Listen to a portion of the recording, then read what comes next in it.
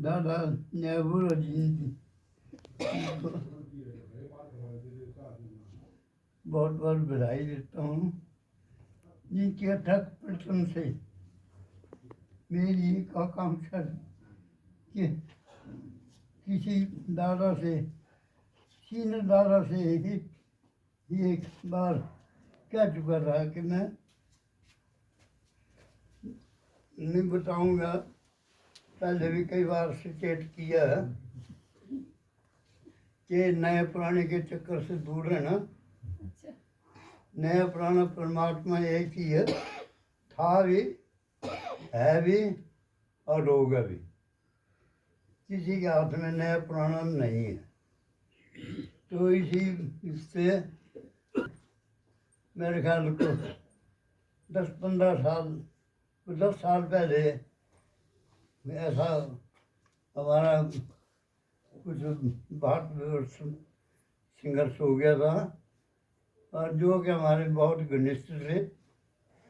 आज वो ही हमारे हृदय से दूर, भले ही वो कितने नज़दीक थे, जिनके कारण ये सब कुछ, ये तांता सारा जितना वाटिका बना है ये उन्हीं के कारण है, नाम नहीं लूँगा। तो उनसे हमारा झगड़ा हो गया था इसी बात पे, और मैंने उस वक्त भी, बल्कि हमारे लड़की लड़की सभी लोग थे वहाँ, उनके सामने हुआ था। तो मैंने उस वक्त भी यही बोला था कि जिस वाटिका को आप लोगों ने सिंचित किया, बनाया, उसको उजाड़ने का जो प्रयत्न करेगा या मार्गी पे, तो उसका बाबा ही जानते हैं कि उसका क्या परिणाम होगा।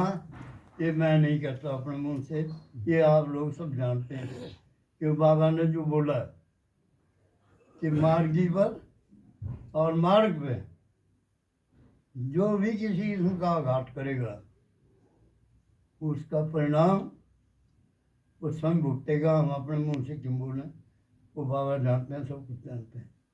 क्योंकि बाबा ने जब पहली बार, दूसरी तीसरी बार, बल्कि हमारे दिशा निर्देशक भाग सिंह जी थे, दूसरी बार, पहले तो हम दादाजी ले गए थे हमें, हमारे नज़दीकी दादा, बाबा का दर्शन करवाने। लेकिन उसके बाद ये थे हमारे उस बाबा नहीं आए थे, बाबा नहीं आए थे।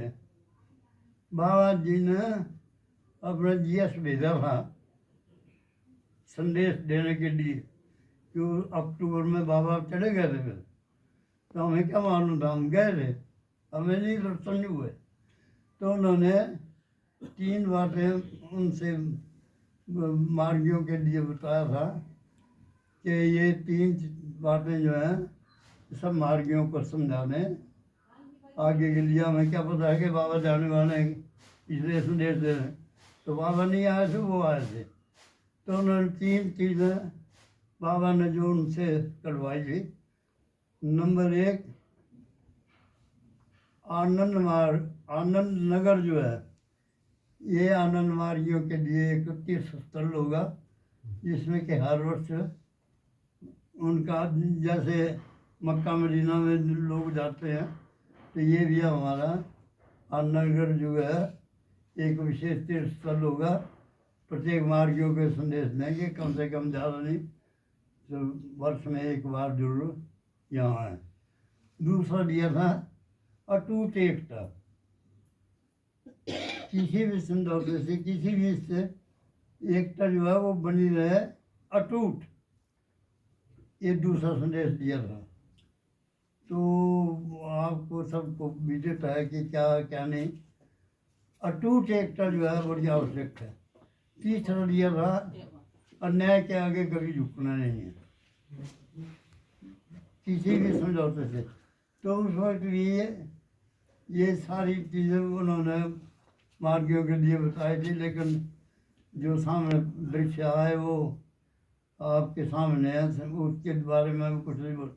लेकिन मेरी एक भावना थी, उसमें जब मैं बात कर रहा था कि मेरा हमारा यहाँ से कुछ बात विमर्श में संघर्ष हो गया था। तो मैंने एक बात बोला था कि और तो नहीं, लेकिन एक बार मैं चाहता हूँ कि सरकाघाट में डीएमएस हो। तो मुझसे वादा दिया था उन्होंने कि भाई कुछ भी करना है, लेकिन डीएमएस सरकाघाट में नहीं होगा। उसके बाद कुछ घटनाएं घटी, संक्षेप में बोलूँगा। कुछ घटनाएं घटी।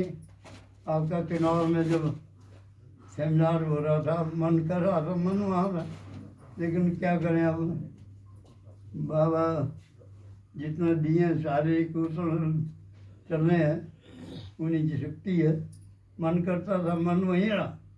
लेकिन जो उस वक्त घटनाएं घटी, तो उसके बाद फिर वो अपना फ़ोन उठाया। मुझसे तो मिलता नहीं है, मुझे नजर अब सारी चीज़ें अब बाबा धीरे धीरे ये कर रहे हैं, समेट रहे हैं। केवल मैं इस डीएमएस के लिए चाहे कुछ घंटों के मेहमान था, शायद आपको पता ही होगा सबको। ऐसा डिक्लेयर अब मुझे आभास हो रहा है कि भाई डिक्लेयर कर दिया था कि 2-3 घंटे में, अभी दो महीना पहले, तो 2 घंटे का अब थोड़ा सा समय रह गया, बाकी चला गया। अब बाबा जाने, अब ये मेरी उस हार्दिक इच्छा को पूरा किया बाबा ने कि मैं चाहता था कि सरकाघाट में डीएमएस, लेकिन मुझसे मेरे अभिन्न मित्र ने वायदा दिया था कि अब कुछ करना, लेकिन डीएमएस सरकाघाट नहीं होगा, नहीं करना है। जब किन्नौर में आपकी घटनाएं घटी, मैंने उसके बाद कुछ फ़ोन मिलाया और फिर तो मैंने कहा उनसे परमिशन, मैं आपसे परमिशन लेना चाहता हूँ कि क्या बनना है, कि देखो अब कुछ भी करना है, लेकिन सरकाघाट में डीएमएस ना हो, नहीं तो आप बदनाम हो जाएंगे। अब मुझे क्या पता था कि कैसे बदनाम होना है, नहीं तो बदनाम हो जाएंगे आप। जो मेरा मित्र था उसकी जवाब आया सरकाघाट में नहीं करवाना है। लेकिन उसकी बजाय ये तो मैं दादाजी को, इनको बार बार बधाई देता हूँ, क्योंकि ये जन्मजात ध्रुव की तरह आए हैं। इनके अथक प्रयत्न से आज ये डीएमएस शिमला में नहीं, सरकाघाट में हो रहा है, सरकाघाट में हो रहा है। मेरी यही भावना, शिमला और सरकाघाट एक ही घाट है। तो उस मेरी भावना को बाबा ने पूरा कर दिया।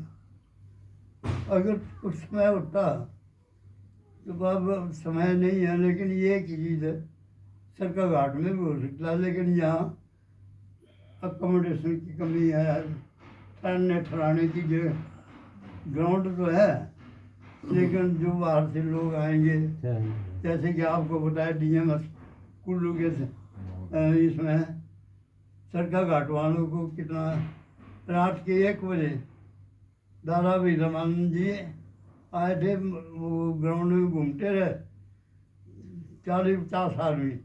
हमारे ठहरने का नहीं था, बुकिंग था, लेकिन वो बुकिंग पता नहीं गलती से किसने करवाया था, वो 1 दिन आगे कर रहा, बुक था, लेकिन वो 1 दिन आगे का कराया होगा, डेट नहीं।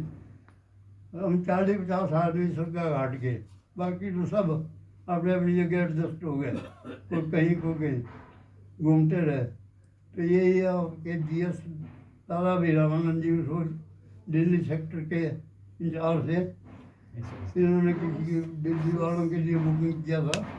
रात को 1 बजे, 1 या 1:30 बजे ग्राउंड में घूमते रहे हम सब। रात को उन्होंने अपने को चाबी दिया, शोभला होटल जो सबसे बढ़िया होटल कुल्लू है, तो बोले जाओ आप वहाँ ठहरे। तो मैं तो फ़ोन पे ही, उनका बार बार फ़ोन आया, मैं उनका